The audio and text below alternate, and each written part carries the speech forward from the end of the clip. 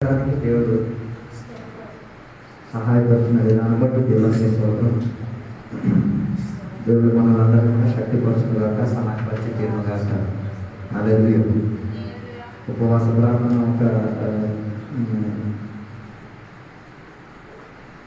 తొలి ఉన్న ఉపవాస ప్రార్థనకున్న ఇప్పుడు ఉపవాస ప్రార్థనకు చాలా గొప్పదనాలు మనకు సంఘాలు ప్రారంభించబడుతున్నది చూసినప్పుడు చాలా ఆనందం కలుగుతున్నది. ఈ రీతిగా ఆత్మీక ప్రయాణం ముందుకెళ్తే భవిష్యత్తు కాలం ఏ రీతిగా జరుగుతుంది తీరుతుందో దాని గురించి నేను ఆలోచించి తీరుతున్నాను. మీకు ఆ విషయం గురించి ఎంత మాత్రం పట్టింపు ఉందో లేదో నాకు తెలియదు. నాకు మాత్రం ఈ విషయంలో చాలా రీతి కలిగిన పట్టింపు ఉంది. దేవుని సన్నిధిలో దేవుడి యొక్క ఉపవాసం ప్రార్థన చేసేది అది ఒక ప్రహసనం కాదు, అది దేవుని మూలంగా విడుదల పొంది తీరడానికి. మరి ప్రజలకు ఆ రీతి కలిగిన స్పందన తీరితే మనం దాంట్లో ఏమి చేసి తీరలేము. అది వారి వ్యక్తిపర జీవితానికి మనం పరిశోధన కలిగి తీరాలి. నాకు దాంట్లో సంబంధం లేదు. ఇంకొకటి వేళ దేవుని సన్నిధిలో వాక్య భాగంలో నుంచి మనం పరిశోధన కలిగి తీరుతాం. ఇంకొకటి వేళ దేవుడు నాకు ఆత్మ ప్రేరణ కల్పించిన కొన్ని మాటలు చెప్పి దేవుని యొక్క సన్నిధిలో కూర్చోవాలని కోరుచున్నాం. లూకాసు వార్తల పుస్తకం 19వ అధ్యాయం మనం చదివినప్పుడు యేసుక్రీస్తు వారు తనతో కలిసి ఉన్న బృందంతో కలిసి యేసయ్య చేసిన ఒక గొప్ప పరిచర్య యొక్క సాక్ష్యాన్ని మనం అక్కడ చూడగలిగి తీరుతున్నాం. ఈ కాలంలో చాలా మంది దేవుని యొక్క బిడ్డలకు ఈ రీతి కలిగిన అనుబంధం ఉండి తీరుంటే ఆత్మీయత బాగుంది తీరుందని నేను ఆలోచించి తీరుతున్నాను.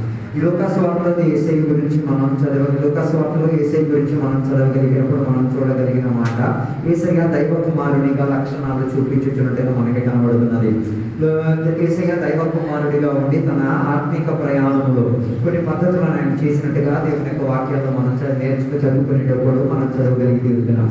అయితే లూకాసు వార్తల పుస్తకం 19వ అధ్యాయంలో చదివినప్పుడు యేసయ్య తన శిష్యులతో కలిసి యెరికో పట్టణానికి బయలుదేరిన సందర్భంలో యేసయ్య జక్కయ్యని చెప్పిన ఒక మనిషిని కలవడం జరిగినట్టుగా మనకి కనబడి తీరుతున్నది.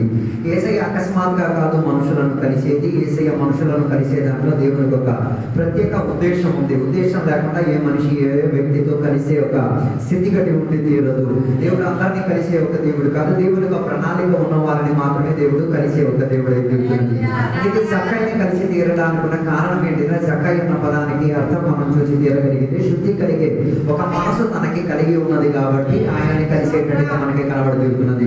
చాలా మంది దేవుని యొక్క బిడ్డలు తప్పుగా అనుకోవడం, దేవుడు అందరితో కలిసే ఒక దేవుడు, అందరితో కలిసే దేవుడు కాదు. దేవునికి కలిసి తీరడానికి పరిశోధన దేవుడు వాక్యం చెప్పిన దేవుని యొక్క సేవకుడు మాట మాట్లాడారు.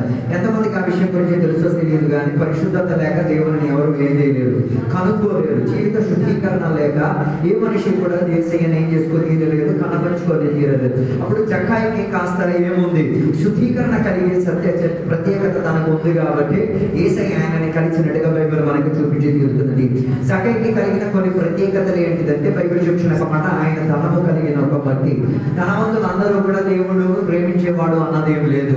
దేవుని యొక్క మాట అనుసరించి యేసయ్య తన వాక్య పరిచర్య అధికంగా ధనము గురించి చెప్పి తీరినది. చాలా మంది యేసయ్యని వెంబడించేది కూడా ధనం పొందుకు తీరడానికే, ఆస్తి పొందుకు తీరడానికి, ఆత్మీయతలో లాభం పొంది తీరడానికి కాదు. అందుకే ఇక్కడ జక్కయ్యని చెప్పిన ఒక మనిషి గురించి బైబిల్ చూసిన ఒక మాట, ఆయన ధనానికి ఆశపడిన ఒక మాట, లేకపోతే ధనము గురించి ధనములో ఎదుగుదల పొందిన ఒక వ్యక్తిగా ఆయనని బైబిల్ సూచించినట్టుగా మనకి కనబడుతున్నది. రెండవదిగా జక్కయ్య గురించి బైబిల్ చూసిన ఒక మాట, ఆయన సుంకపు గుత్తి అని చెప్పుచున్నట్టుగా మనకి చెప్పుచున్నది.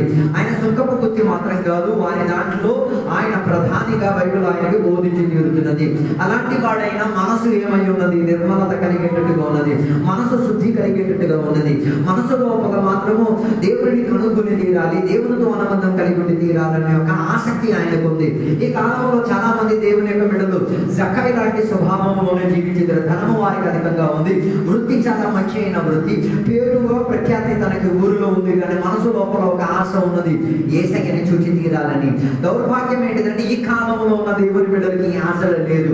యేసయ్యను చేర్చి తీరాలి, యేసయ్యను చూచి తీరితే జీవితంలో మార్పు వచ్చి తీరుతాదని చాలా మందికి ఆశ లేదు. అందుకే దొంగ యేసయ్యలను చూసుకుంటూ వారి జీవితాన్ని నాశనానికి తీసుకెళ్లి తీరుతున్నారు. ఈ పగటి వేళ మనకు అర్థమై తీరాలి, నువ్వు ఎంత మాత్రం యేసయ్యని చూచి తీరా.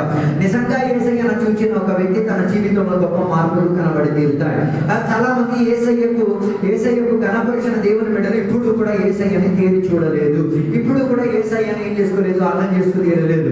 అయితే ఇక్కడ చదివిన వాక్యం వాక్యములో లోకస్వార్త 19వ అధ్యాయం చదివి తీరితే మనం చూడగలిగిన ఒక మాట, జక్కయి యేసయ్యని తేరి చూడడానికి ఆయన హృదయం లోపల ఏం కలిగి తీరింది? ఒక మనసు, మంచి మనసు తనకి కలిగి తీరింది.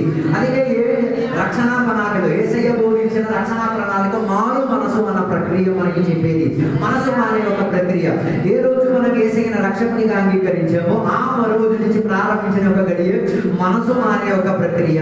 క్రైస్తవ జీవితం ఒక మతం కాదు. చాలా మంది దేవుని బిడ్డలు దానిని ఒక మతం కింద మార్చేశారు, మార్చుతూ ఉన్నారు. కారణం ఏంటిది? హృదయం లోపల శుద్ధీకరణ లేదు కాబట్టి. రెండోది, యేసయ్యని చూసుకోవాల్సిన విధానంగా చూడలేదు కాబట్టి. మూడోదిగా, యేసయ్యతో మాట్లాడాల్సిన విధానంగా మాట్లాడలేదు కాబట్టి క్రైస్తవ్యం ఒక ఏమంటే ఒక మతముగా మారిపోయింది. మతం మారిపోవడానికి ఉన్న కారణం, మతం అంటే ఒక పద్ధతి, అంటే ఒక పద్ధతిలో మాత్రమే నడుచుకుని వెళ్ళి తీరాలి. అందులో ఏ రీతి కలిగిన మార్పు ఉండదు. క్రైస్తవుడిగా జన్మించాడు, క్రైస్తవుడిగా మరణించి తీరడం, క్రైస్తవుడిగా జీవిస్తున్నారు, క్రైస్తవుడిగా నడిచి తీరుతున్నారు. యేసయ్యతో వారికి ఏ రీతి కలిగిన అనుబంధం లేదు. అందుకే చాలా మంది లోపల మతం నెత్తికెక్కేసి తీరింది. మతానికి ఒక ప్రత్యేకత ఉంది. మతానికి ఆత్మీయత అక్కర్లేదు, మతానికి ఆయాసన అక్కర్లేదు, మతానికి దేవుని వాక్యంతో సంబంధం అక్కర్లేదు, మతానికి దేవుని యొక్క లేఖనాలతో ఏ రీతి కలిగిన పట్టు అక్కర్లేదు. మతానికి ఏదో ఒక విధానంగా జీవితం గడిచేస్తే చాలు. మతానికి ఒక ప్రత్యేకత అంటే మతానికి మత బోధలు ఉన్నాయి. మతానికి ఇంకా రెండోది ఉన్న ప్రత్యేకత ఏంటంటే మతానికి మత నాయకులు ఉన్నారు. మతానికి ఉన్న ఇంకొక పద్ధతిలో మతం ఎప్పుడు కూడా యేసయ్య వాక్యానికి ఏం పరిచేది కాదు, అభిమాన పరిచేది కాదు. అందుకే చాలా మంది మత నాయకులుగా మారిపోయారే తప్ప మతాన్ని వారు వృద్ధిపరుస్తున్నారే తప్ప యేసయ్యతో ఉన్న అనుబంధం వారికి ఏం లేదు, ఏ రీతిగా లేదు. అందుకే ఇక్కడ చదివిన వాక్య భాగంలో జక్కయి కూడా ఒక రీతి కలిగిన మతములో జీవించిన వాడు, జక్కయి కూడా ఒక రీతి కలిగిన మత బోధ లోపల జీవించిన, కానీ మనసు మాత్రం దేవునికి అనుకూలపడేటట్టుగా మనకి కనబడుతున్నది. అందుకే తనకు ఒక ఆశ కలిగింది, యేసయ్యని ఏం చేసి తీరాలి, చూచి తీరాలి. యేసయ్య దగ్గరికి వెళ్ళి తీరాలని కాదు, యేసయ్యతో కలిసి తీరాలని కాదు, యేసయ్యని ఏం చేయాలి, చూచి తీరాలి. ఆయన చూచి తీరినట్టుగా తన జీవితంలో ఏనాడు కూడా ఏ మనిషి కూడా ఈ రీతిగా చూచి తీరలేదు. అందుకే జక్కయి గురించి చెప్పిన మాట, ఆయన ధనవంతుడు. రెండోది, ఆయన సుఖపు గుర్తులో అయితే వసూలు చేసుకున్న ఒక మనిషిగా మనకి చూపిస్తున్నది. మూడోదిగా ఆయన గురించి చెప్తున్న మాట, ఆయనకి ఊరిలో ఏముంది, మంచి పేరు ఉంది. నాలుగోదిగా ఆయన స్వభావ తరగతిలో చూసుకోగలిగి తీరితే ఆయన స్వభావానికి పుట్టివాడిగా ఉన్నట్టుగా మనకి కనబడుతున్నది. ఐదోదిగా మనం చూడగలిగి తీరితే ఆయనకు అధికారం ఉంది, పలుకుబడి ఉంది, అన్నింటి ద్వారా యేసయ్యని చూచుకు తీరేంతటిగా ఉన్నాం, ఏం చేసుకున్న అవకాశాలు ఉపయోగించుకుని తీరొచ్చు, కానీ అవేమి ఆయన వాడుకు తీరలేదు. ఆయన వాడుకు యేసయ్యను తేరి చూచి తీరడానికి ముందుగా యేసయ్య అంటే ఎవరో ఆయన అర్థం చేసుకోవడానికి ప్రయత్నం చేస్తూ తీరాడు. అందుకే బైబిల్ చెప్తున్న మాట, యేసయ్య ఎవరో అర్థం చేసుకునే ఒక ప్రణాళికలో యేసయ్య ఏ రూటున వెళ్తున్నారో అన్నది ఆయన అర్థం చేసుకు తీరాడు. యేసయ్యని తేరి చూడాలంటే ముందు యేసయ్య ఎక్కడెక్కడికి వెళ్ళగలిగి తీరుతారు దాని గురించి ఎవరికి అవగాహన, యేసయ్యని తేరి చూడడానికి మనసు కలిగిన వాడికి అర్థం కలిగేటటువంటి తీరాలి. అందుకే చాలా మంది దేవుని యొక్క బిడ్డలకు తెలియట్లేదు, యేసయ్య ఎక్కడికి వెళ్ళి తీరితే యేసయ్యని ఏం చేసుకోగలిగేది, చూసుకోగలిగి తీరేది. యేసయ్య ఏ రీతి కలిగే పద్ధతిలో ఉన్నవాడని అర్థం చేసుకు తీరడానికి యేసయ్య ఉన్న చోటుకి మనం వెళ్ళి కలిగి తీరాలి. అందుకే జక్కయి తన పద్ధతిని చూసేటప్పుడు మనం చూడగలిగిన మాట, యేసయ్య ఎక్కడెక్కడికి వెళ్ళగలిగి తీరుతో దాని గురించి ఆయనకి ఏముంది, ఒక బ్రీఫ్ స్టడీ ఉంది. అందుకే చాలా మందికి ఇది లేదు. అందుకే వాక్యం గురించి పట్టింపు లేక యేసయ్యని ఎక్కడ కనుక్కోని తీరొచ్చు అని కూడా చాలా మందికి అర్థం కావట్లేదు. అందుకే ఈయన గుడులకు వెళ్ళలేదు, ఈయన కొండల మీదకి వెళ్ళలేదు, ఈయన ఎక్కడో శిఖరాల పైనకి వెళ్ళలేదు. ఈయనకి తెలుసు యేసయ్య వచ్చిన త్రోవ ఎక్కడున్నదో. అందుకే చాలా మందికి ఇప్పుడు కూడా యేసయ్య మార్గం అంటే ఏంటో తెలియదు. మతములో ఉన్న ఇది అర్థం కాదు. మతములో మనకి మార్గం అక్కర్లేదు. మతములో ఉన్న వ్యక్తులకు కొందరు గుంపు కూడి ఉంటే చాలు. అందుకే క్రైస్తవ్యానికి క్రైస్తవ మార్గం అని పిలిచేది. క్రైస్తవ్యం మతం కాదు, క్రైస్తవ్యం ఒక అనుష్ఠానం కాదు, క్రైస్తవ్యం ఒక గుంపు కాదు, క్రైస్తవ్యం ఒక త్రోవలో ప్రయాణమైన వాళ్ళు. ఇది ఇప్పుడు కూడా చాలా మందికి అర్థం కాలేదు. అందుకే కొందరికి క్రైస్తవులని పిలిచిన కొంత మత బోధలకు ఏం కావాలి, వారికి ఏం కావాలి, వారికి సిలువలు కావాలి, వారికి వాక్యం కావాలి. వాక్యం కూడా దేనికోసం, తలదింటికుండా కింద పెట్టుకోవడానికి తప్ప చదవడానికి ఉండదు. వాటితో ఉన్న అనువాదం ఉండదు. వారికి కేవలం వాక్యం ఒక కథ పుస్తకం మాత్రమే. అందుకే వాక్యం చదవరు, వాక్యముతో అనుబంధం ఉండదు, వాక్యం వారితో మాట్లాడు, వాక్యముతో వారు మాట్లాడు. అందుకే దౌర్భాగ్యముగా దేవుని బిడ్డల మతములోకి దిగిపోయి తీరుతున్నారు. కానీ ఎక్కడ చదివిన వాక్య భాగంలో మనం చూడాలి, జక్కయికి ఒక ప్రత్యేకత ఉంది. యేసయ్య ఎక్కడెక్కడికి వెళ్ళగలిగి తీరుతారు దాని గురించి ఆయనకి ఏముంది, మంచి ఒక అవగాహన ఉంది. ఈ పగటిలో నీకు అవగాహన యేసయ్య ఎక్కడెక్కడికి వెళ్ళగలిగి తీరేది. అందుకే యేసయ్య పాపుల దగ్గర, అదే రీతిగా సొంకరుల దగ్గర, అదే రీతిగా కులములో తక్కువగా ఉన్న ప్రజల దగ్గరికి వెళ్ళేటప్పుడు ప్రజలు మత బోధకులు ఆయనని పిలిచిన ఒక మాట, మీ నాయకుడు కేవలం ఎవరితో కాపురం చేసుకోగలిగి తీరేది, ఇలాంటి కుల తక్కువ వాళ్ళతో కాపురం చేసుకోగలిగితే దాని అర్థం మతములో ఉంటేనే కొందరికి కుల పిచ్చి వచ్చేది. నాతో ఉన్నారని నాకు అర్థం కావట్లేదు. మతం ఎక్కేటప్పుడే భేదగతలు. బైబిల్ చెప్తున్న మాట, అందరూ దేవుని యొక్క పిల్లలే, అందరూ దేవుని ద్వారా అంగీకరణ పొందుకోగలిగిన వారే. వృత్తి ఒక మనిషిని వేర్పరచుకు తీరొచ్చు, కానీ మనసు శుద్ధీకరణ చేసే ప్రణాళిక ఉంటే దేవుడు ఎవరినైనా అంగీకరించగలిగే తీరే పరిస్థితి ఉన్నది. అందుకే యూదులు యేసయ్యని ఎప్పుడు కూడా ఏం చేసేవారు కాదు, అంగీకరించారు. కారణం నెత్తి మీద మతం ఉంది కాబట్టి, మతానుకున్న తీవ్రత వారి నెత్తి మీద ఉంది కాబట్టి వారు మనుషులతో కదా. అందుకే కదా మన సంఘాల్లో వేసులతో కలిసి ఆరాధన చేయలేదు, కారణం నెత్తి మీద మతం ఉంది కాబట్టి. అందుకే మన సంఘాలకు ఎవరు రావట్లేదు, వేశ్యలు రావట్లేదు, రప్పించలేకపోతున్నాం. అదే రీతిగా కుల తక్కువ ఉండి దేవుని యొక్క సంఘంలోకి వచ్చి క్రీస్తు రక్తంతో పాలుభాగం అవగలిగి తీరు, దానిని మనం ఏం చెప్పొచ్చు, మార్గం అని చెప్పొచ్చి తీరొచ్చు. అందుకే యేసయ్య చెప్పిన మాట, నేనే మార్గం, నేనే జీవం, నేనే సత్యం అయి ఉన్నాను. దేనికి మార్గం అయి ఉన్నాడు? ఆయన మతానికి మార్గమై ఉన్నవాడు కాదు, ఆయన కులానికి మార్గమైన వాడు కాదు, ఆయన పద్ధతులకు మార్గమైన వాడు. ఆయన దేనికి మార్గం? అందరినీ ఏకరీతిగా ఒకే కాట్ల లోపల ఏం చేయగలిగే, కోలుకోగలిగే పద్ధతిలో ఉన్నవాడని. అలాంటి ఒక పద్ధతి. అందుకే చాలా మంది ఇప్పుడు కూడా యేసయ్య నమ్ముకున్నారు, కానీ గొప్ప గొప్ప ప్రార్థన చేసుకున్నారు, కానీ కుల తక్కువ లేరు, పెళ్లి చేసుకోలేదు. అందుకే మతం నీ లోపలికి ఎక్కింది కాబట్టి నీ కులంలో ఉన్న వారిని నువ్వు ఎత్తుకు తీరేది. దాని అర్థం దేవుడి చిత్తంతో వారికి ఏం లేదు, ఏ రీతి కలిగిన సంబంధం లేదు. ఏ కుల తక్కువడైనా, కుల తక్కువ స్థాయిలో ఉన్నవాడు ఆయన దేవుడి చిత్తానికి అనుకూలత ఉన్నవాడు అన్నది అంగీకరించలేకపోతున్నారు. అందుకే ప్రజలు మతము లోపలికి దిగి మతం ఉద్యమని కానీ ఏం చేస్తున్నాడు, వారు ఆకట్టుకు తీరుతున్నారు. కానీ చక్కటి దగ్గర నుంచి నేర్చుకు తీరాలి. ఆయన ధనవంతుడైనా, ఆయన సుఖపు గుత్తైనా, ఆయన మనసు నిర్మలత కలిగేది.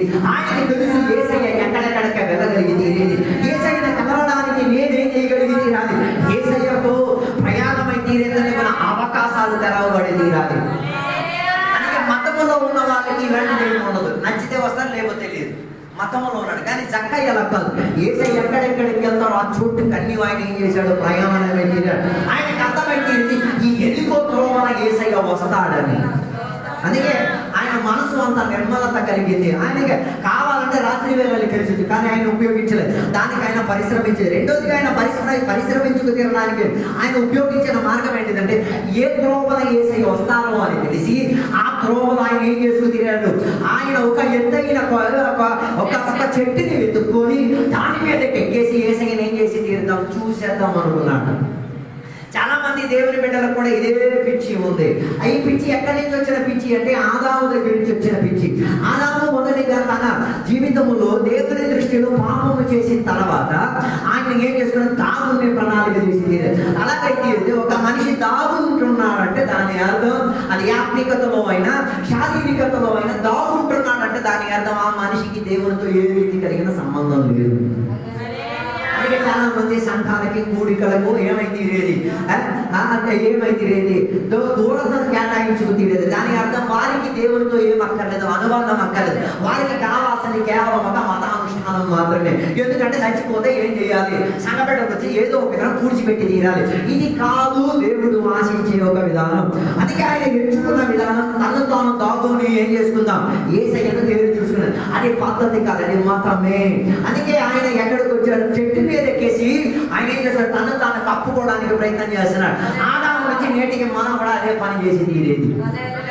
అందుకే దేవుని బిడ్డలు మంచి బట్టలు ధరించుకుని దేవుని ఆలయానికి వచ్చేస్తారే తప్ప దానిని డిస్ప్లే చేస్తున్నారు. ఏది బట్టలను డిస్ప్లే చేస్తున్నారు, కానీ నీ హృదయంలో ఉన్న నాటిని అయితే దేవుడు చూస్తున్నాడు అన్నది అర్థం చేసుకోలేవారు. అందుకే బైబిల్ చెప్తున్న మాట, ఆయన సర్వాంతర్యామి, ఆయన సకల హృదయములను ఎదిగిన దేవుడు. అందుకే యేసయ్యకు ఒక ప్రత్యేకత, ఆయన బాహ్య రూపం చేసేవాడు కాదు, ఆయన మన అంతరంగములను చూసే దేవుడు. అందుకే అంతరంగం ఎలా ఉందో ఒకసారి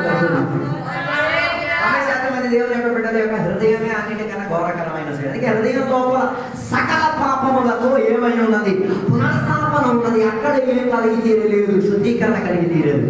అందుకే హృదయ శుద్ధి కలిగిన వారు దేవుడిని చూసుకోగలిగి దేవుడు. అక్కడ కొన్ని ఆరాధనలకు మీరు వచ్చి కొన్ని కూటములకు వచ్చి యేసయ్యను వాక్యం ద్వారా చూడలేదంటే నీకన్నా దౌర్భాగ్యం అంతముచ్చుడు ఇంకొకటి లేడు. అందుకే వాక్యాలు ఎంత వివేచించి విడదీసి చెప్పేసినా కూడా యేసయ్యను చూడలేకపోతున్నారు. అందుకే కదా ఎమ్మో నుంచి ప్రయాణమైన శిష్యులు యేసయ్య గురించే చెప్తున్నారు, యేసయ్య గురించే మాట్లాడుతున్నారు, యేసయ్య తోడున్నా కూడా యేసయ్య చూడలేకపోతున్నారు. కారణం ఏంది? వాళ్ళు అనుకున్న సిద్ధాంతం వారిని ఏం చేయలేకపోయింది, యేసయ్యను తేలి చూడడానికి అవకాశం ఇచ్చుకోలేకపోయింది. ఈ పగటిగల వాక్యం ద్వారా నువ్వు యేసయ్యను కనుగొనలేకపోతే నువ్వు వెళ్ళే మార్గం తప్పుడైన మార్గం, నువ్వు జీవించే జీవితం తప్పుడైన జీవితం, నువ్వు ఎక్కిన ఆ చెట్టు నేను యేసయ్యను చూపించే చెట్టు కాదు. అందుకే వాక్యం ద్వారా ఎవరిని చూడగలిగి తీరాలి? యేసయ్యను చూడగలిగి తీరాలి. అందుకే ఈ జక్కయ్యని చెప్పిన మనిషి యేసయ్యను ఏం చేసుకోగలిగాడు? వాక్యం ద్వారా తేరి చూడగలిగి తీరేటట్టుగా అవకాశాన్ని ఉపయోగించుకోగలిగి తీరాలి. అందుకే ఈ కాలంలో మనం వాక్యం ద్వారా ఎవరిని తేరి చూడగలిగి తీరాలి? యేసయ్యను తేరి చూడగలగాలి. అందుకే యేసయ్యతో సిలువ వేయబడిన దాంట్లో ఒక దొంగ ఎవరిని తేరి చూచారు? యేసయ్యను తేరి చూచారు. యేసయ్య తల మీద రాసిన రాతను తేరి చూచారు. అది తన జీవితాన్ని ఏం చేసింది? కదిలించింది. ఒక రాత తన జీవితాన్ని కదిలించింది. ఏమిటా రాత? ఒకే మాట, యూదులకు రాజు ఈయనే, యూదులకు రాజ్య పరిపాలన చేయగలిగిన వాడు ఈయనే, యూదుల నిమిత్తం రాజ్యాన్ని సిద్ధపరిచిన వాడు ఈయనే. ఈ ఒక్క మాట ఒక దొంగగా, హంతకుడిగా, మనుషులను అత్యాచారం చేసి తిరిగిన ఒకరి జీవితంలో యేసయ్యను కనుగొనగలిగే అవకాశం ఉంది. ఒక వాక్యం రాతకి ఎంత శక్తి ఉంది, అలాగైతే వాక్యం విన్నదానికి ఎంత శక్తి ఉంది. మరి లోపల మతం ఉంటే ఇదే మతం కాదు. అందుకే కదా దానియేలు గ్రంథంలో చదవగలిగితే ఒక రాజు గురించి అక్కడ చెప్తున్న ఆయన మద్యము, దేవుని ఆలయంలో ఉన్న పాత్రని తీసుకొచ్చి మద్యం పోసేసుకొని తాగేసుకొని కూకున్న సందర్భమున పైనుంచి ఒక రాత ఏమైంది? రాత రాయబడడం, తనకున్న మత్తు మొత్తం ఏమైంది?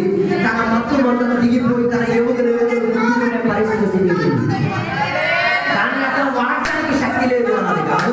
దేవుని యొక్క వాక్యానికి శక్తి నేటికి ఉంది, ఆటికి ఉంది. కానీ మతం ఎక్కి దేవుని యొక్క రాకమైన శక్తి మనకి కనబడలేదు. అందుకే ఆ ఒక్క రాత మనిషి యొక్క స్వభావ తరగతిలో ఏమొచ్చి తీరింది? కదిలింపు వచ్చి తీరింది. ఈ వాక్యాలు వినేసి కూడా నేను కదపట్లేదంటే దాని అర్థం ఎక్కడో నువ్వు కూడా మద్యములో మత్తయి ఉన్నావు. మతం అన్న మద్యం కావచ్చు, కులం అన్న మద్యం కావచ్చు, మనసి తలాంపులైన మద్యములో ఏమై ఉన్నావు? మయకమెక్కి ఉన్నావు. అక్కడి నుంచి పగటి వేళ ఏమైంది? విడుదల పొంది వచ్చి తీరగలిగి తీరాలి. అందుకే పగటి వేళ నువ్వు రక్షణ పొందావు, బాప్తిసం పొంది యేసయ్యను తేరి చూచావా?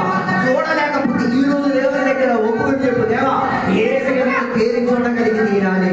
నేను ఎన్నాళ్ళు చూసినట్లా కాదు, ఎంతగా ముందు చూసిన దానికన్నా భిన్నత వ్యక్తిగా నేను చూడగలిగి తీరాలి. అందుకే జక్కయ్య యేసయ్యను తేరి చూడడానికి ఏం వాడాడు? తాత ఉపయోగించిన మార్గాన్ని వాడుకున్నాడు. తాత ఎవరు? ఆదామే మార్గాన్ని ఉపయోగించుకున్నాడు.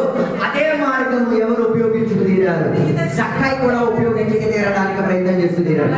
అదే చెప్పినమాట, యేసయ్య ఆ చోటుకు వచ్చిన తర్వాత యేసయ్యని తేరి చూద్దాం అనుకున్న వాడితో యేసయ్య ఏం చేసి తీరారు? మాట్లాడగలిగి తీరారు. దేవుడు యేసయ్య అందరితో మాట్లాడే దేవుడా? అందరితో కాదు, హృదయ శుద్ధి కలిగిన మనసు కలిగిన వారితో యేసయ్య సురక్షితంగా మాట్లాడే దేవుడు. మాట్లాడకుండా లేరు, తాటుకు పోయి తీరలేదు. వీటి సంతలో నిలబడి దేవుడి గురించి మేకలేసి ఆయన యేసయ్యని పిలుస్తూ, దావీదు కుమారుడో నన్ను దాటుకు పోవద్దాయన చెప్పిన ఆ కేక యేసయ్యని ఏం చేసింది? ఒక్క నిమిషం ఆపేసి తీరింది. ఎందుకు ఆయన ఆ ఒక్క మాట చెప్పడం యేసయ్య ఆగిపోవడానికి కారణం అంటే, ఒక గుడ్డివాడు, ఒక అంగవైద్యం చెంది జీవించిన ఒక మనిషి యేసయ్యను దావీదు కుమారుడు అని ఏం చేస్తున్నాడు? గుర్తించుకోగలిగి తీరాడు. ఎవరి వాక్యం ఏంటిదంటే ఈయనకి ఎలా అర్థమైంది ఈయన దావీదు కుమారుడు అని? దాని అర్థం ఈయన దేవాలయానికి వెళ్ళిన వాడు, వాక్యం గురించి అవగాహన కలిగిన వాడు. వాక్యం గురించి బోర్డు విన్నాడు. దావీదు కుమారుడు జన్మించాడు, దావీదు కుమారుడు విమోచనకర్త, దావీదు కుమారుడు యొక్క సింహాసనం రాబోతున్నది, బోర్డు వాక్యాలు విన్నాడు. కానీ ఆ రోజు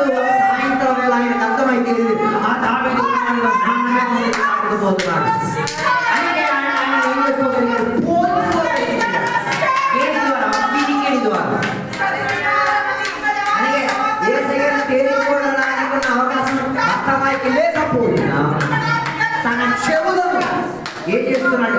యేసయ్యను చూచి తీరేంతటికి అవకాశం సిద్ధపడింది. ఇన్ని వాక్యాలు మనం విన్నాం. ఈ వాక్యాలు ఏవి నిన్ను యేసయ్యకు తేరి చూడడానికి, యేసయ్య మాట విని తీరడానికి నీకు స్పందన ఇవ్వలేదంటే ఈ పగటి వల్ల మానవుడు ఒకసారి పరిశోధించింది. అందుకే ఇక్కడ చదివిన వాక్యములు మనం చూడగలిగేది ఈ జక్కాయికి శుద్ధి కలిగిన మనసు ఉన్నది, ఆయన యేసయ్యను తేరి చూడాలనుకున్న ఆసక్తి ఉన్నది. కానీ యేసయ్య దగ్గరికి వచ్చేసరికి యేసయ్య జక్కాయితో మాట్లాడగలిగే సంబంధం ప్రారంభించగలిగినట్టుగా మనకు అక్కడ కనబడుతున్నది.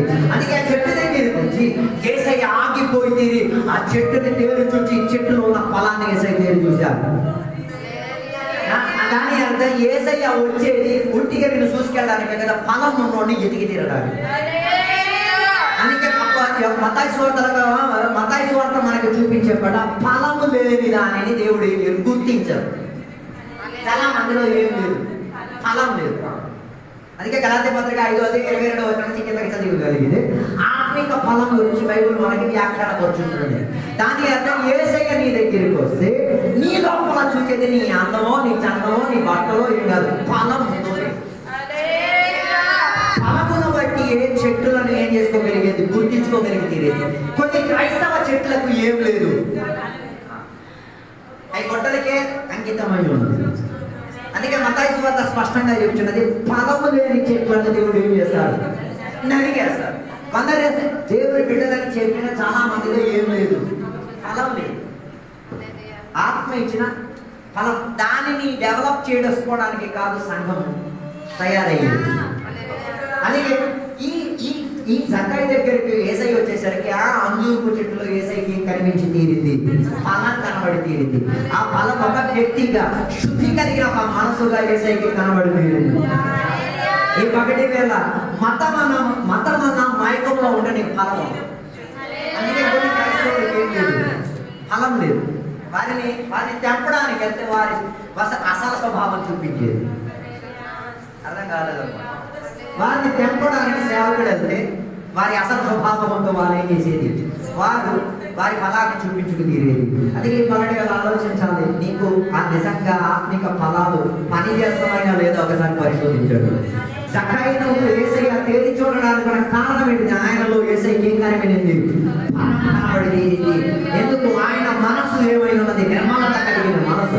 ఆయన మనసు యేసయ్య కొరకు ఏం చేయడానికి దయ చూపించి పరిగెట్టుకు తీరడానుకున్న మనసు, యేసయ్య కొరకు జీవించి తీరడానికి ఆత్మత ఆయన లోపల ఉంది. కాబట్టి యేసయ్య ఆయన చూపించగలిగింది. మాట మనం చూడగలిగింది. ఆ చెట్టు దగ్గరికి వచ్చి యేసయ్య ఆయన ఏం చేశారు, పై నుండి కిందకి దిగారు. కొన్ని జక్కాయిలు ఉన్నారు, ఏం చెయ్యరు, ఎక్కిన చెట్టు దిగరు. చెట్టుకి ఒక ప్రత్యేకత ఉంది. చెట్టుకి మనిషికి చాలా అనుబంధం ఉంది. చాలా మందికి అది తెలియదు. చెట్టుకి మనిషికి ఉన్న అనుబంధం ఏంటి అది తెలియాలంటే మీరు ఆదికాండం ఇంటికి వెళ్ళి చదవాలి. మొదటి పాపం చేసిన తర్వాత చెట్టుని అడ్డం పెట్టుకున్నాడు. ఈ రోజు కూడా చాలా మంది దేవుని యొక్క బిడ్డలు దేన్ని అడ్డం పెట్టుకుంటున్నారు, చెట్టుని అడ్డం పెట్టుకుంటున్నారు. ఆ చెట్టుకున్న ఆకులనే తన శరీరాన్ని ఏం చేసుకున్నాడు, చాలా మంది కప్పుకుంటున్నారు. దేని చేసిన పద్ధతులన్నింటినీ కూడా కప్పుకోవడానికి మన ప్రయత్నంలో ఉన్నారు, అన్ని కప్పేస్తున్నారు. అందుకే కదా ఒకడొక ఇంకొకటి తప్పు చేస్తే దానిని ఏం చేయలేదు, లేదని చూపించి చెప్పలేకపోతున్నాడు. అందుకే జక్కయ్య చెట్టు ఎక్కడ అనుకున్న కారణం ఏంటో తెలుసా, ఆయనని యేసయ్య చూడకూడదు కానీ ఈయన మాత్రం ఎవరిని చూసేయాలి. ఇలాగే చాలా మంది క్రైస్తవులు కూడా ఉన్నారు. యేసయ్య నన్ను చూడకూడదు కానీ నేను మాత్రం యేసయ్యని చేయాలి. ఇది ఒక ఇది అన్యులు చేసిన ఒక పద్ధతి. నేను దేవుడిని చూడాలి తప్ప దేవుడు నన్ను ఇది బైబిల్కి ఉన్న సిద్ధాంతం కాదు. యేసయ్య ఉన్న ప్రత్యేకత అంటే తెలుసా, యేసయ్య నిన్న తేరి చూస్తే నీ లోపల ఉన్నవన్నీ బయటకు వస్తాయి. తేరి చూడలేదంటే దాని అర్థం నువ్వు యేసయ్యని చూడలేదు, యేసయ్య నిన్ను చూడలేదు. అర్థం కాలేదు అనుకుంటున్నాను. జక్కయ్యకి కిందకి దిగినామని చెప్పడానికి ఉన్న కారణం ఏంటిదంటే ఈ యేసయ్యకి తెలుసు ఇది అక్కడ ఉందా లేడని. ఇప్పుడు కూడా చాలా మంది, అందుకే బైబిల్ చెప్తున్న మాట, అతిక్రమము కప్పి పెట్టిన వాడు ఏం చేయడు, వాడు. అందుకే మనం చాలా మంది ఏం చేయడం చేయడానికి ప్రయత్నం చేస్తున్నాం, కప్పి పెట్టడానికి ప్రయత్నం చేస్తున్నాం. అందుకే కదా ఎవరి పట్ల ఏదైనా తప్పిదం చేస్తే ఏం చెప్పలేకపోతున్నాం, సారీ చెప్పలేకపోతున్నాం, క్షమించమని చెప్పలేకపోతున్నాం. దాని అర్థం మనం దానిని ఏం చేస్తున్నాం, కప్పి పెట్టడానికి ఉన్న ప్రయత్నం చేసి తీరుతున్నాం. ఇది ఎవరి స్వభావం? యేసయ్య స్వభావం కాదు. యేసయ్య స్వభావం ఏంటిది? అన్నిటిని ఓపెన్ చేసి అన్నిటిని తెరిచి చెప్పగలిగే ఒక స్వభావం. అందుకే నిన్న చెప్పిన యాకోబు దగ్గర మనం వినగలిగాం, కొన్ని రోగాలు పోవాలంటే నువ్వు కన్ఫెస్ చేయాలి, ఒప్పుకోవాలి, దేవుని చేసిన పొరపాటు ఒప్పుకోవాలి. మన సంఘాలలో ఏం లేదు, ఒప్పిక కూటాలు లేవు. ఒకరొకరు కొట్టుకున్నారు, వాళ్ళు సారీ చెప్పింది బహిరంగంగా చర్చిలకు వినబడలేదు. గొప్ప ఆరాధన, గొప్ప నివాస, గొప్ప స్తోత్రాలే, పర్వతం చేయలేదు. అర్థం కాలేదు. సేవకుడి మీద నీకు భిన్నత ఉండి తీరవచ్చు, ఆయన మాటలకు ధిక్కరించుకు తీరవచ్చు, కానీ తిరిగి వచ్చేసి సేవకుడికి ఎవరైనా సంఘ సమక్షంలో నిలబడి ఏం చేయాలి? నా రోగములకు చికిత్స కావాలంటే నేను చేసిన దానికి సంఘ కాపురి క్షమించాలని అడగాలి.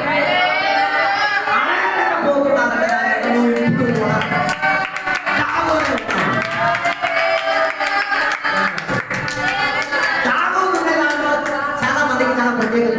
దాగుంటే ఎవరు నన్ను ఏం చేయలేదు, చూడలేదు అనుకుంటారు, కానీ చక్కగా కూడా అక్కడ దాగుందాం అనుకున్నాడు. కానీ దేవుడు ఆయన చూచి తీరాడు కాబట్టి ఆ దాగుని చూడడానికి దేవుడు ఆయన బయటికి కనుగొన్నావు. అక్కడ దాగం ఉండలేడు, దాగుని బతకలేడు. చాలా మంది సీక్రెట్ క్రైస్తవులు ఉన్నారు, రహస్య క్రైస్తవులు ఉన్నారు. యేసయ్యనే 4 గోడల మాత్రం. నేను చెప్పేది వారి దేవుని ఏం చేయలేదు, కనుగోలేదు, వాక్యం తప్పైపోదు. నువ్వు పబ్లిక్ గా ఏం చేయాలి, ఒప్పుకోవాలి. ఏమని? నేను యేసయ్యని నమ్ముతున్నానని ఏం చేయాలి, కన్ఫెస్ చేయాలి, ఒప్పుకోవాలి. యేసయ్యను రక్షకుడిగా అంగీకరిస్తున్నాను, బాప్తిసం తీసుకోవాలని కూడా కన్ఫెస్ చేయాలి, ఒప్పుకోవాలి. రహస్యంగా యేసయ్యని ఎరిగే పద్ధతి కాదు యేసయ్య ఉపయోగించిన పద్ధతి. అలాగైతే చక్కయ్య, నికోదేము వీళ్ళందరూ రహస్యంగా యేసయ్యని ఏం చేసుకోవచ్చు, కనుక్కొని తీరవచ్చు. సో రక్షణ పొందిన దేవుని యొక్క బిడ్డలు ఏం కాలేదు, రహస్యంగా దేవుని ఏం చేయలేదు. చాలా మందికి ఈ మార్గమే ఇష్టం. నాకు తెచ్చి అక్కర్లేదు, సేవకుడు అక్కర్లేదు, ఒకటి ఇంటికాడ చూసుకొని ఏం చేస్తాను, బైబిల్ చదివేస్తాను, ప్రార్థన చేస్తాను, అన్ని చేస్తాను. జరిగే పద్ధతి లేదు. ఇలా చేసినప్పుడు గురించి అపోస్తల క్రియలో రాయబడి ఉన్నది. అట్లాంటి వాడి దగ్గరికి చెప్పి పౌలు అనేసి సేవకుడు నేను చేతపరిచిన ఆయన ఎక్కడ ఉన్నాడు అడ్రస్ చెప్పేసి ఆయన పిలిపించుకొని తీసుకురా. అర్థం కాలేదు. అందుకే చాలా మందికి రహస్యంగా దానికి కూడా ఒక వాక్యాలు తీసేస్తారు. ఏమని? రహస్యంగా కూడా నేను దేవుడు నేను చేసేస్తాను, తెచ్చి లేక కానుకున్నో జరిగే పద్ధతి లేదు. వాక్యం దానిని ఏం చేయట్లేదు, సమ్మతించట్లేదు. అందుకే చాలా మంది సంఘానికి దాగుని బతి, సంఘానికి తెలియదు వాళ్ళు ఏం చేస్తున్నారు, వాళ్ళ పిల్లలు ఏం చేస్తున్నారు, కుటుంబం ఏం చేస్తుంది, వారి వ్యక్తిపర విషయాలు ఏం సంఘానికి, దాని అర్థం నువ్వు దాగును. అర్థం కాదు. నీ కుటుంబం గురించి ఒక్క విషయం కూడా సంఘానికి తెలియట్లేదు, సేవకుడికి తెలియట్లేదు, నువ్వు దాగునే ఉన్నావు. మెయింటైన్ సీక్రసీ, నువ్వు రహస్యం ఉంచుతున్నావు అంటే నీకు ఆ సంఘముతో, సేవకులతో, సంఘ సభ్యులతో నీకేం లేదు. నువ్వు ఇప్పుడు మరలా పాతాళం అయిపోయావు. ఎలాగా? మానవ మనసు పొంది, నీళ్ళలో మునిగి, అన్య భాషలు పొంది, అన్య భాషల వరములు పొంది, కృపావరం అన్ని యాక్టివేట్ అయ్యి ఉండి యేసయ్య చూపించిన ఆదాం కాదు, మాట ఆదాం. అందుకే ఈ ఉపవాస కూడికలన్నీ పెట్టే కారణం ఎడను దాగును చూడడానికి పెరిగి రాదు. నువ్వు దాగు కావాలన్న దానిని నువ్వు మోసపరిచి తీరడానికి పోతానండి. ఈ ఉపవాస కూడికలు నువ్వే చేయాలి, ప్రయత్నం చేయాలి. ఆ దాగును చూడడానికి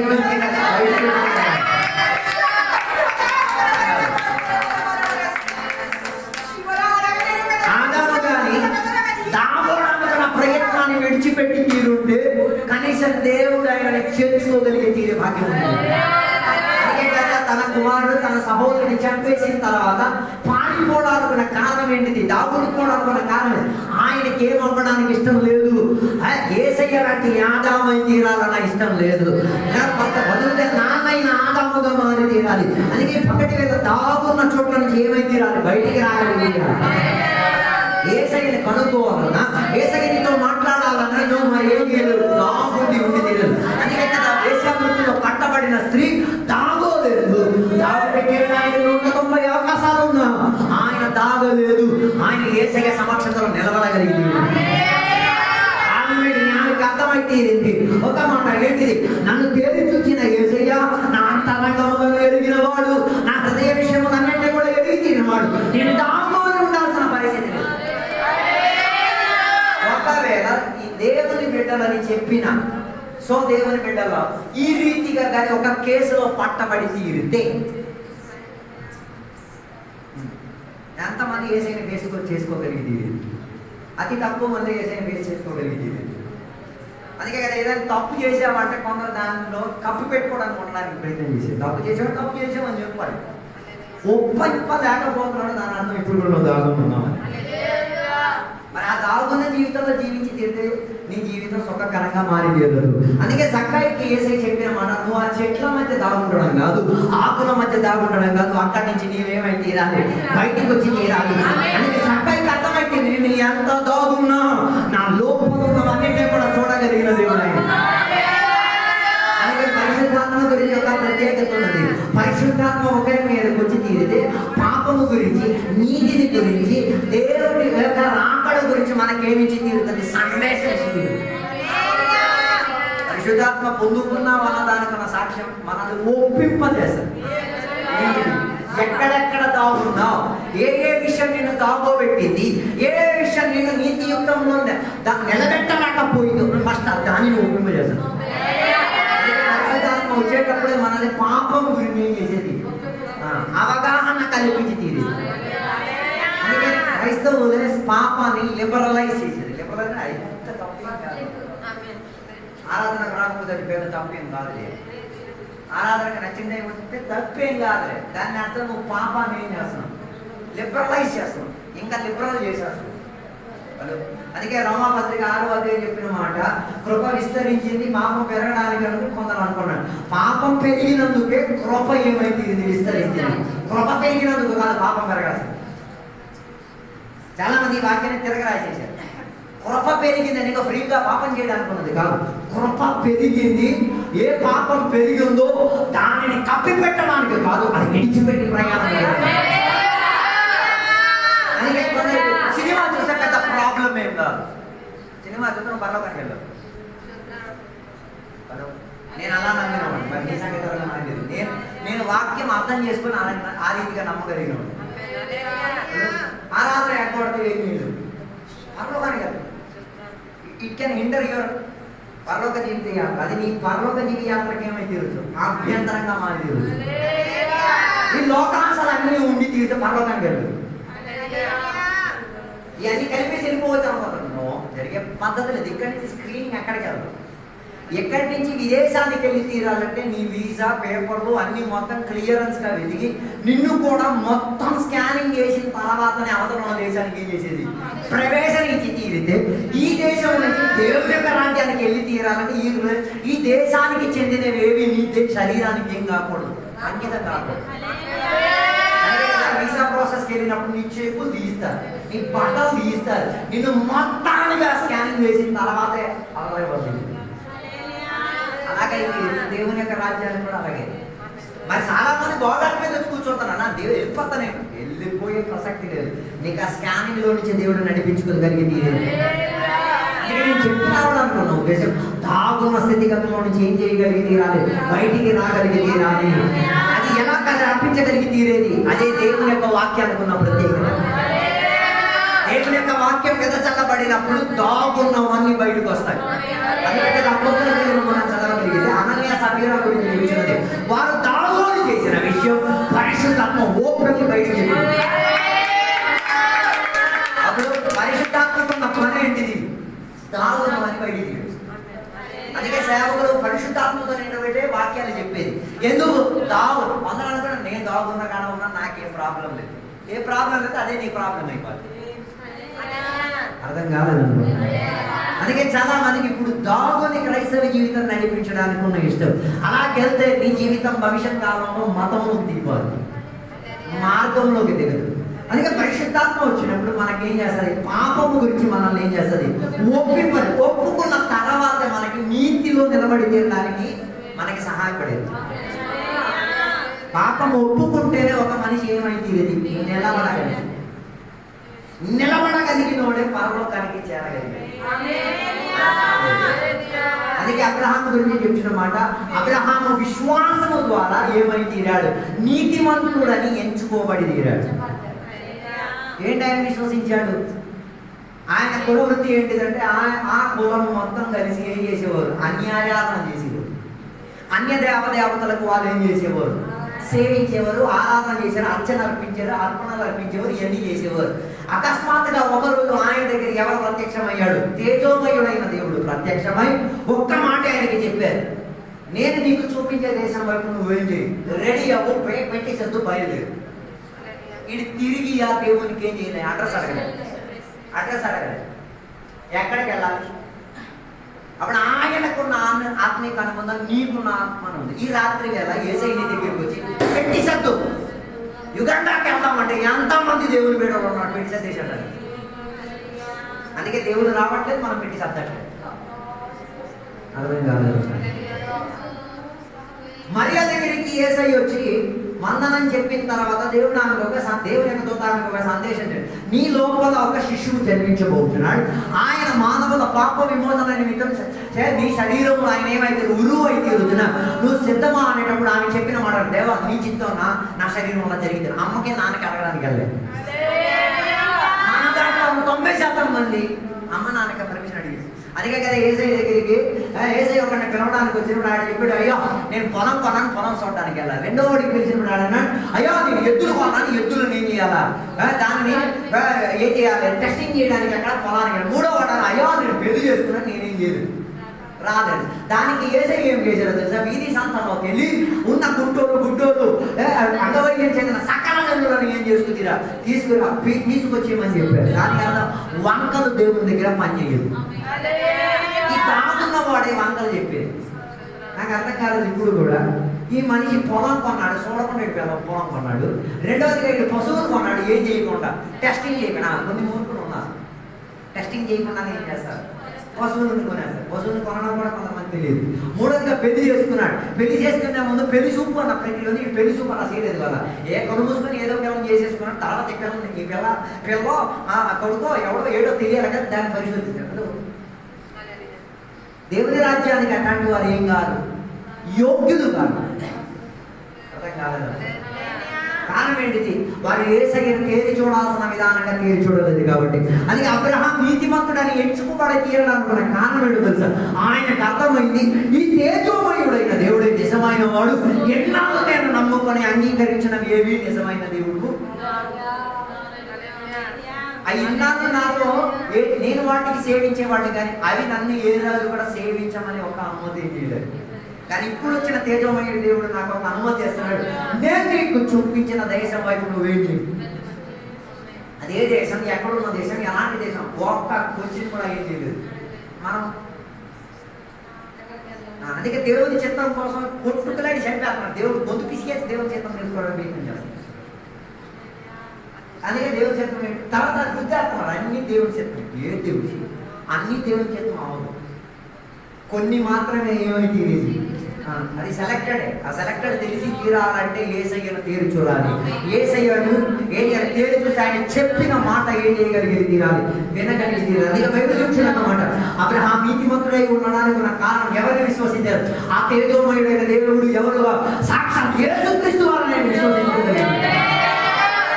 అంటే ఆ శబ్దం పలికేటప్పుడు అబ్రహాంకి అర్థమైంది, ఈ తేజోమైన ఆయన దేవుడు ఇంకెవరు కాదు, రాబోయే కాల తరగతులు జన్మించబోయి మానవుల పాప ప్రాయశ్చిత్త నిమిత్తం సిలువలో మరణించేది, మూడో రోజు పునరుద్ధానుడై ఆయన జీవమని ప్రకటించిన ఆయనే ఈ తేజోమయుడైన దేవుడు. అందుకే ఎబ్రీ పత్రికల అబ్రహాం గురించి చెప్పిన మాట, అబ్రహాంకి అర్థమైంది ఆయన కొరకు దేవుడు ఏర్పరిచిన ఒక నగరం ఉంది. ఆ నగరానికి మీరు ఇప్పుడు ఎక్కడ నుండి గుడారములో నుండి ఆ నగరాన్ని పేరు చేయగలిగింది. అందుకే ఇప్పుడు కూడా ఆయన జీవించే ప్రయాణంలో దేనిలో నివసించుకోగలిగాడు? గుడారాల్లో నివసించుకోగలిగాడు. దేవుడు బోర్డు డైలాగులు చెప్తాడు, అంత దమ్ము లేదు దేంట్లో నివసించడానికి. గుడారాలు పండగలు పాటించేస్తారు, గుడారంలో నివసించి చూడు. గుడారంలో నివసించేస్తే ఒక ప్రత్యేకత ఉంది. ఏంటిది? దేవుని ఆశ్రయం కావాలి. కారణం ఏంటిది? గుడారాలకి ఏమి ఉండదు, సేఫ్టీ ఉండదు. ఏ పక్క నుంచి ఎవడైనా ఏం చేయొచ్చు, లోపలికి వచ్చింది. అందుకే కదా అందరూ ప్రాంతాల విషయంలో గుడారాలు కావాలని ఎవడు అంటారు. అందరూ ఇల్లు కావాలి, మేడగది కావాలి, దానికి రాంటిలు కావాలి, అన్నీ కావాలి. గొప్ప ప్రార్థన చేసుకోండి. మరి దేవుడు చేస్తామంటే మీకు దొరికితే మంచిది, ఆయన అంత సంబంధం లేదు. అందుకే అబ్రహాం గుడారంలో నివసించేసి దేనిని తీర్చోడగలిగి తీరాడు. ఆయన కొరకు ఏర్పరచబడిన మనిషి చేతుల కాక దేవుని స్వచేతుల ద్వారా నిర్మించుకోబడి దేవుడు ఆశపడిన ప్రణాళికలు నిర్మింపబడిన నగరాన్ని ఏం చేసుకోగలిగాడు, చూసుకోగలిగి తీరేటప్పుడు ఎంత ధనం కలిగిన వాడైనా ఆయనకు అర్థమైంది, నేను ఇల్లు కట్టేస్తే అది నా ఆత్మిక జీవితానికి అభ్యంతరం. ఇది ఎలగాలి కాబట్టి, ఇది ఎలగట్లేదు కాబట్టి దేవుడిని అర్థం పెట్టేసుకొని ఇల్లు కట్టేసుకున్నాడు.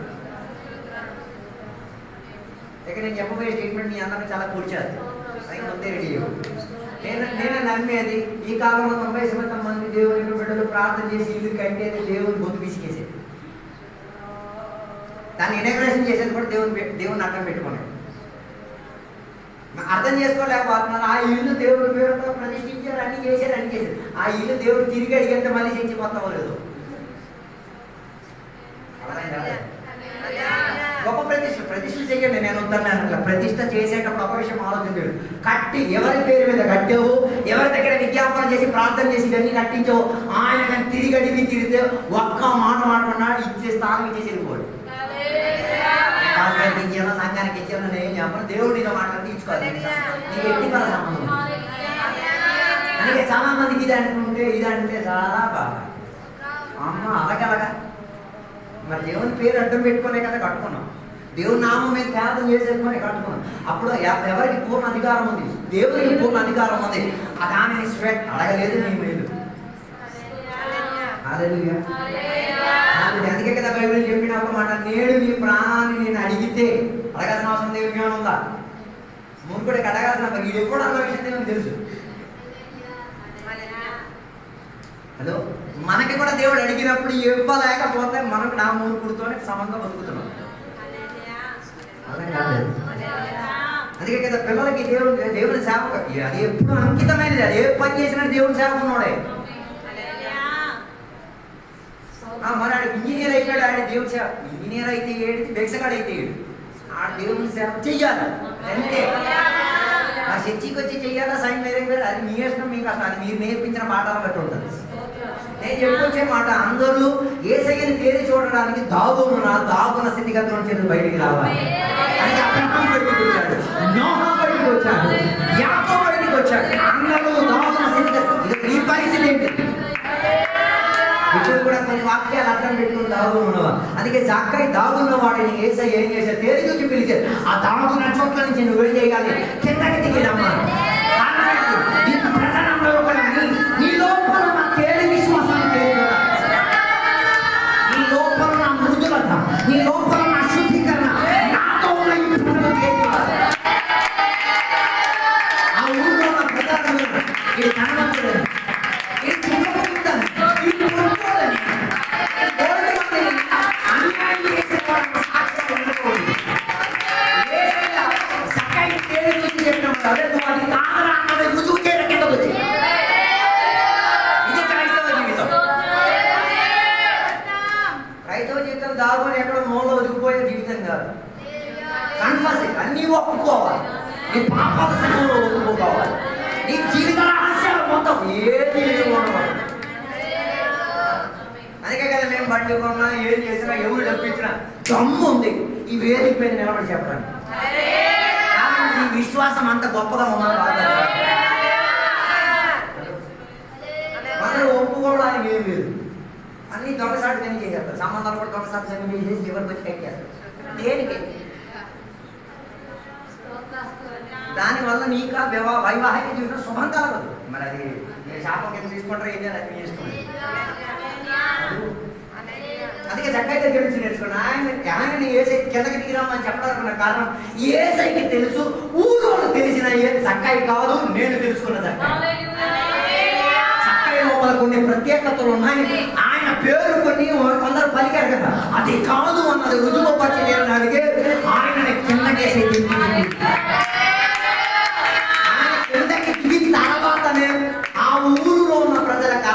అసలు చక్కయ్య అన్నోడు ఎవడు అంటారు. చాలా మంది క్రైస్తవ జీవితంలో దిగడానికి ఇష్టం లేదు. ఏం చేయడానికి ఇష్టం లేదు. దిగితేనే నీ స్వభావం ఏంటిదో ఏమైతే ఏదైనా యవనంలో చెప్పిన మాట నువ్వే చేయాలి. నిన్నవే నా పట్టణానికి బయలుదేరాడు. ఈయన ఏం చేశాడు? నిన్నవే కలపని ఈయన ఎక్కడికి బయలుదేరాడు? తర్సీస్కి బయలుదేరాడు. దేవుడికి ఈయన పాఠాలు నేర్పించాడు. వీడికి అర్థం కాలేదు. పైన కూర్చున్నోడు ఊరికనే కూర్చోలేదు. ఆయన కూడా ఏముంది, శక్తి సామర్థ్యం ఉంది. ఈయనకి చెప్పిన డైరెక్షన్లో దేవుడు ఏం చేశాడు? ఇండైరెక్ట్గా నడిపించాడు. అందుకే గాలి వచ్చింది, వాన వచ్చింది, ఆ పడవ మీదకి వచ్చింది. ఈయన ఏం చేసేసాడు? సముద్రం పడేసాడు. ఈయన మింగడానికి ఒక చేప వచ్చింది. 3 రోజులతో పాటు చేపతో కడుపుతో ఏం చేస్తుంది? చేప పడ బతకడానికి ఒక 10 మళ్ళీ ఇంకొక ప్రార్థన పెట్టాయి కడుపు లోపల. చేప కడుపులో గొప్ప ప్రార్థన చేశాడు. ఆమె పీతు పియ్య చేస్తే మళ్ళీ గొప్ప ప్రార్థన ఉంటాయి. మనకూడంతే కదా. రోగంలో ఉన్నప్పుడు ఫుల్ మందు ఊళ్ళో ప్రార్థన. సేమ్ సిచ్యువేషనే. ఎక్కడ ఉన్నాం? చేప కడుపులో ఉన్నాం. అందుకే దేవో నా మీద దయలేదా నీకు, కరుణ లేదా నీకు, బాధ కలిగిందో నీకు తెలియట్లేదా బాబు? నువ్వు కూడా సేమ్ యోనా పరిస్థితిలో ఉన్నా. మరలా తనని ఏం చేసుకు తీరాలి? నిన్నవే పట్టణం వైపు దేవుడు తీసుకుని తీరాలి. దాని అర్థం దేవుడికి తెలుసు నువ్వు ఎంత రూట్ తప్పుకెళ్ళిపోయినా కరెక్ట్ అయిన రూట్లో తెచ్చుకు తీరాల్సిన బాధ్యత దేవుడు ఆయన చెప్పింది. మరి దానితో వేదన నువ్వు సహించి తీరాలి. అర్థమైంది ఈ వేదన ఎందుకు సహించడం? ఏదై చెప్పిన వెంటనే దిగిపోతాయి. ఎక్కినట్ట కాదు, దిగింది. దిగేటప్పుడు ఎక్కేటప్పుడు ఉన్న బలమతం ఉపయోగం, దిగేటప్పుడు ఏ బలం ఉపయోగించకుండా ఏసయ్య నా లోపల నుంచి ఏది తేలి చూశాడు అది ప్రజలకి కనబడి తీరాలి. అందుకే నేడు నేను నీ ఇంట్లో నేనేం చేయాలి? ఉండి తీరాలి. I needed to be invited to your house. నీ ఇంటి లోపలకు నేనేమై తీరాలి? ఆహ్వానింపబడి తీరాలి. అక్కడ నువ్వు ఒక్కడికి కూడా భాగ్యం దొరకలేదు, కానీ ఒకరికి దొరికింది. దాని అర్థం యేసయ్య అందరి ఇంటికి వచ్చే దేవుడు కాదు. సువార్త చెప్పాడు అందరి ఇంటికి వచ్చేది. అందరి ఇంటికి కాదు, శుద్ధి కలిగిన వారి ఇంటికి వచ్చేది. చెత్త దరిద్రంలో నా యేసయ్య ఉంది. మరి మీ యేసయ్య అలా ఉండగలుగుతారు? మీరు నమ్మిన యేసయ్య నాకు తెలియదు. కానీ నేను నమ్మిన యేసయ్య శుభ్రత చెందిన, శుద్ధీకరణ చెందిన, మంచి మనసాక్షి చెందిన, హృదయంలో ఇళ్ళలో ఆయన సునిశ్చితంగా చేయగలుగుతారు, కాపురం చేయగలుగుతారు. అందుకే ప్రకటన గ్రంథం చెప్పే నేను తలుపు దగ్గరకు వచ్చి తలుపు తట్టేది దేనికి?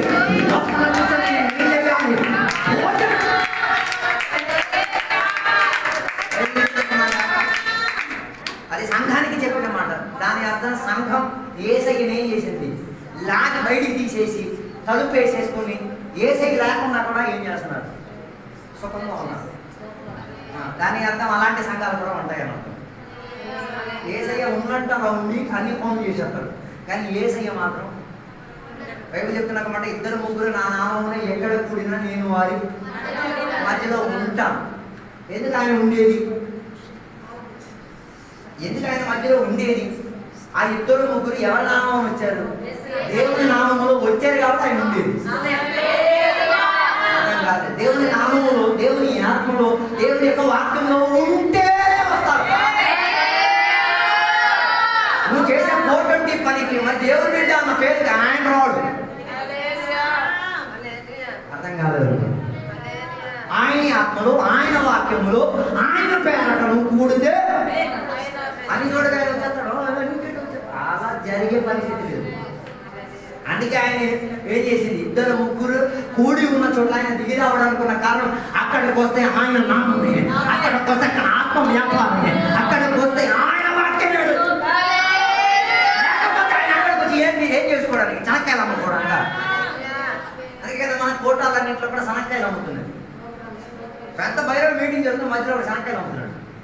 ఆపించే సత్తా ఒక్కడికి లేదు. అర్థం కాదు. మనకు కొడుకులకు ప్రాబ్లం లేదు. ఆత్మశక్తి లేకపోయినా ప్రాబ్లం లేదు. వాక్యం ఒక తీవ్రత పని చేయకపోయినప్పుడు యేసయ్య నామాన్ని కనబరిచేసినప్పుడు ప్రాబ్లం ఏంటి? ఏం లేకపోయినప్పుడు ఆరోగ్యం జరిగిపోయి. అందుకే చాలా కోటాల్లో ఏం లేదు, ఆత్మస్పందన లేదు. ఆత్మ దిగి ఎన్ని సంవత్సరాలు అయ్యిందో దేవుని నామాన్ని కనపరిచి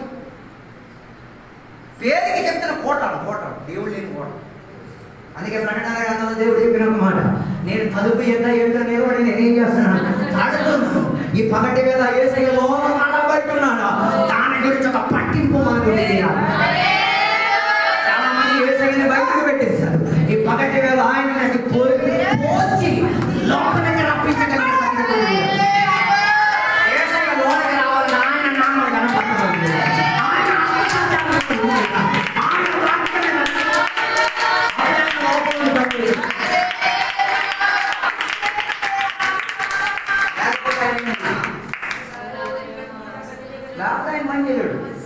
ఆత్మ స్వాధీనం లేని కాడ ఆయన ఉండడు. వాక్య స్వాధీనం లేని కాడ ఆయన ఉండలేడు. ఆయన నామానికి గణపరచలేని చోట ఆయన ఉండలేడు. అది ఏ కుటుంబం అయినా, ఏ వేదికైనా, ఏ ఇంటి లోపలైనా ఆయన ఉండలేడు. చక్కటి జీవితాన్ని చూసి కుటుంబానికి యేసయ్య రావాలని కోరుకున్నారు. ఆయన ఇంటికి రావడానికి యేసయ్య అర్హత లేదు. కానీ తన హృదయ శుద్ధి కలిగినది కాబట్టి, తన మనసాక్షి లోపల ఒక నిర్మలత ఉంది కాబట్టి, ఆయన లోపల దైవ భక్తితో ఒక ఆశ ఉంది కాబట్టి యేసయ్య ఆయన ఇంటికి రావడానికి ఆశ కలిగింది. నిజంగా యేసయ్య నీ ఇంట్లో ఉన్నారా? నీ ఇంటికి యేసయ్యని ఆహ్వానించావు. నీ ఇల్లు ఒక బెత్లెహేమా? పేరు బెత్లెహేమే, రొట్టి గల ఇల్లు. యేసయ్య నా ఇంట్లో రొట్టి. పేరు బెత్లెహేమే. ఆ చోట్ల దేవుడు ఉన్నాడా లేదా?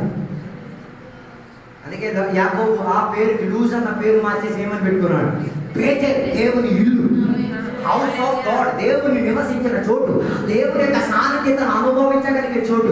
దాని అర్థం యథార్థంగా దేవుని నామాన్ని గణపరచగలిగేటట్టు ఉండాలి. నీకున్న చోటు బెతేల్గా మారి తీరాలి. నీకున్న చోటు దేవుని యొక్క ఆలయంగా మారి తీరగలిగి తీరాలి. నీకున్న ప్రాంతం ఆ దేవుని ఇచ్చిన ఆహార కేంద్రంగా. బెత్లెహేం రొట్టి కదా ఇల్లు. ఆ ఇంటికి వెళ్తే నీకేం కొన్ని ఇంటికి వెళ్తే ఏం దొరకదు.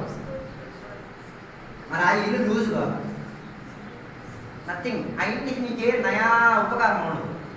నేను అనేది అది ఇల్లు కాదా మీరే తెలిసేది. బైబిల్ చెప్పిన ఇల్లు అయితే అక్కడ నీకేం మిగిలిస్తుంది? దేవుడికి బలి వినబడుతుంది, దేవుని శబ్దం వినబడి తీరుతుంది, దేవుని కన్నా విడుదల సాక్ష్యంగా వినబడి తీరుతుంది, దేవునికి కనపరిచే విధానం కనబడి తీరుతుంది, దేవుడిచ్చిన ఆహారం పంచబడి తీరుతుంది, దేవుడిచ్చిన సమాధానం వ్యాపారం. ఇప్పుడు కూడా చాలా మంది లూజ్గా పడి ఉన్నారు. ఈ పగటి వేళ లూజ్ని టైట్ చేసి తీరడానికి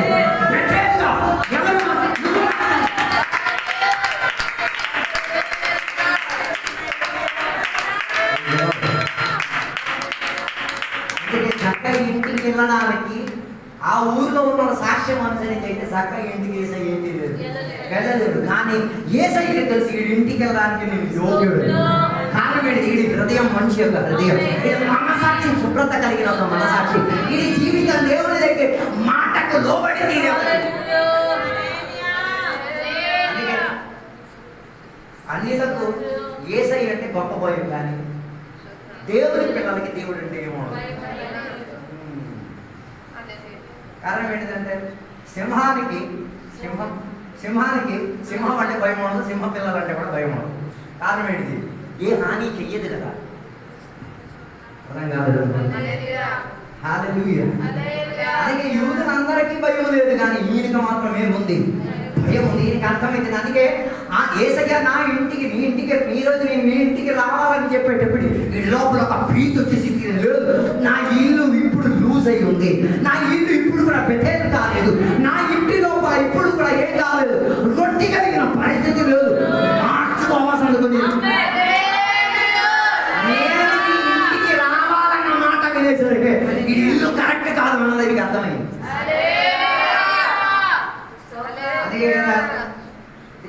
దేవుని యొక్క దాసు యేషయా ద్వారా ఉజియాతో దేవుడు మాట్లాడించిన మాట, నీ ప్రాణం దేవుడు ఏం చేయాలని కోరుతున్నాడు? తీయాలని కోరుతున్నాడు. నీ ప్రాణం పోతుంది, కానీ జరగకుండా ఉండి తీరాలంటే నీ ఇల్లుని ఏం చేసుకోవచ్చు. ఈరోజు నేను కూడా నీకు అడిగే ఒక మాట, హౌ ఈస్ యువర్ హౌస్?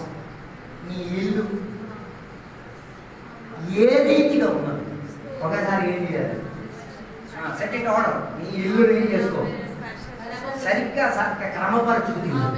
నీ ఇల్లు దేవునికి కేకేసేటట్టుగా ఇల్లు నీ ఇల్లు దేవుని నామాన్ని కనపరిచే ఇల్లు, నీ ఇల్లు అనేకులకు సమాధానం చెప్పే అదే నచ్చిన ఒక మాట. దేవుని యొక్క దాసి అయిన మరియా ఎలిజబెత్తుని కలపడానికి వెళ్ళినప్పుడు తన ఇల్లు ఒక మూడత కలిగి ఉన్న ఇల్లుగా ఒదిగిపోయి ఉండేది. సంతాన భాగ్యం లేదని చెప్పి ఒక గది లోపల ఒదిగి కూర్చున్న ఒక సహోదరి, ఇంటి లోపల ఏ రీతి కలిగిన మాస్టర్ గారు భార్య దేవుని యొక్క సేవకురాలు ప్రార్థన చేసిన ఆమె దానికి విడుదలలేమి కనపడటం లేదు అని చెప్పి కూర్చున్న పరివేశములు ఆత్మ నిండుబాటుతో తన తోటి సహోదరి వచ్చి ఒక వందనని చెప్పేసరికి అప్పటి వరకు ఆ ఇంటి లోపల నా మోదట వేరైంది. ఆ ఇంటి లోపల కేక శబ్దం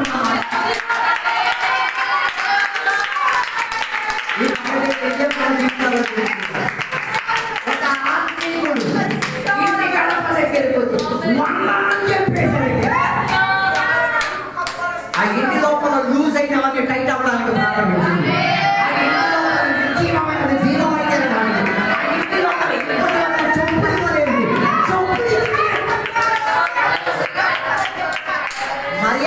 ఇంటికి వెళ్ళడానికి దేవుని యొక్క దూత హెచ్చరిక పరిచిందా కడకడం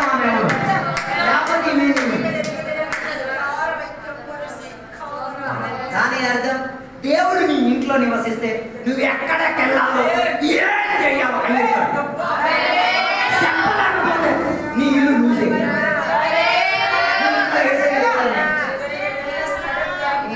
ఏసైతే ఇంకేదో దొంగ వేసి నువ్వు స్టార్టింగ్ చేసావు. అసలైన ఏసై వస్తే నువ్వు ఎక్కడికి వెళ్ళాలో ఏం చెయ్యాలో దేవుడు ఏం చేస్తావు ఆలోచించింది. అందుకే నా మాటలు నేను ముగించాలనుకోవచ్చున్నాను. సకాయికి అర్థమైంది తన ఇల్లు ఏం కాదు, ఏసయ్య చూసుకోవాల్సిన విధానంలో ఉన్న పరిస్థితులు అందుకే ఆయన ఒప్పుకొని చెప్పేది. ఆయన చేసిన తప్పిదాన్ని అందరి సమక్షంలో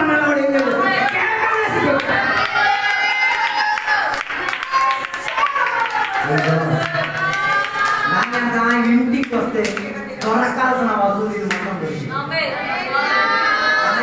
కొన్ని ఇంటికి మరి వెళ్ళలేదు, ఏం దొరకదు, ఏ వసూలు దొరకదు. అందుకే ఇంటి లోపల ఏం రావట్లేదు, దేవునికి కనపరిచే పద్ధతి కనబడలేదు. ఈ పక్కటి వల్ల సక్కాయిలకు ఒక నిర్ణయం తీసుకో.